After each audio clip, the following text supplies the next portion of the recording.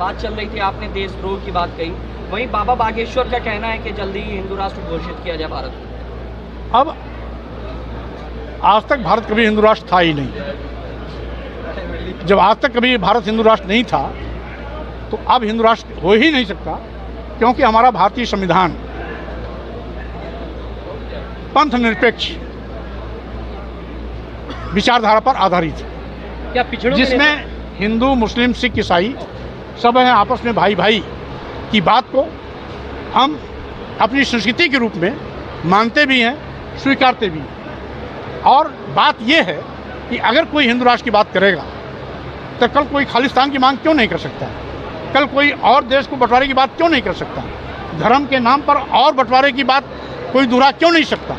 इसलिए आज बड़े लंबे अरसे की गुलामी से भारत आज़ाद हुआ है। हम 57 साल भी अभी आज़ादी के मनाए हैं।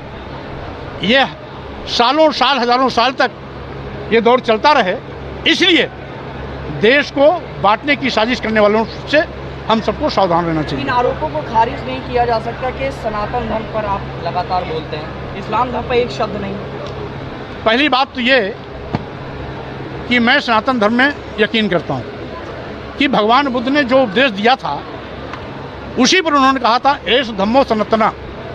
भगवान बुद्ध का कहा हुआ बात ही सनातन है, और अगर कोई दूसरा उसे मानता है तो मैं उसका स्वागत करता हूँ, मैं उसका विरोध नहीं करता हूँ, क्योंकि सनातन धर्म, सनातन बात, सनातन उपदेश वो सब भगवान बुद्ध के दिए हुए हैं। 2024 के चुनाव आ रहा है, इसको लेकर के क्या रहेगा समाजवादी पार्टी का? देखिए, जिस तरीके से आज डबल इंजन की सरकार सभी मुद्दों पर पूरी तरह फेल हो चुकी है।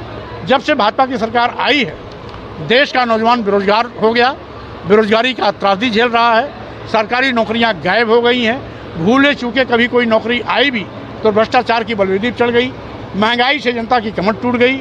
आज किसानों को लाभकारी मूल्य दिलाने का वादा करने वाली भाजपा सरकार लाभकारी मूल्य तो नहीं दिला पाई। जब किसानों का उत्पाद पैदा होता है तो क्रय केंद्र नदारद हो जाते हैं, मजबूरी में बिचौलियों के माध्यम से उसको औने पौने दामों में अपने उपज को बेचना पड़ता है। छुट्टा जानवरों का आतंक अलग से है, 100 200 की झुंड में आते हैं, किसानों की फसल चल के बराबर कर देते हैं। और अब तो एक तीसरा भी आतंक छुट्टा जानवरों से आ गया। अब उनके मारने से रोज़ कहीं ना कहीं कोई न कोई मौतें होती हैं। हर प्रतिदिन प्रदेश में 10 से लेकर के 15-20 मौतें केवल सांडों के मारने से हो रही हैं। उनके आपस में लड़ने और मोटरसाइकिल या गाड़ियां टकराने से हो रही हैं। तो स्वाभाविक रूप से ये दुखद है, इस पर सरकार का कोई नियंत्रण नहीं है। यही नहीं, जिन लोगों ने भाजपा की सरकार बनाई थी, ऐसे छोटे छोटे व्यापारी, लघु व्यापारी, मध्यम व्यापारी, वो भी अभी तक तो जीएसटी के शिकार होते थे, अब जीएसटी से संबंधित मामले को ईडी को सौंपकर उनके भी लूट का रास्ता भाजपा ने प्रशस्त कर दिया है। तीसरी चीज़, एक अभी सबसे बड़ा महत्वपूर्ण है, ये पहली सरकार है, ये पहली ऐसी असफल सरकार है जो देश की संपत्ति को, सरकारी विभाग को उद्योगपतियों के हाथ में बेच रही है। देश के सारे बंदरगाह बेच दिए गए, एयरपोर्ट बेच दिया गया, एयर इंडिया बेच दिया गया, सारे रेलवे स्टेशन बेच दिए गए, यहाँ तक कि कई दर्जन ट्रेनें बेच दी गई, LIC जैसी बड़ी संस्था बेच दी गई।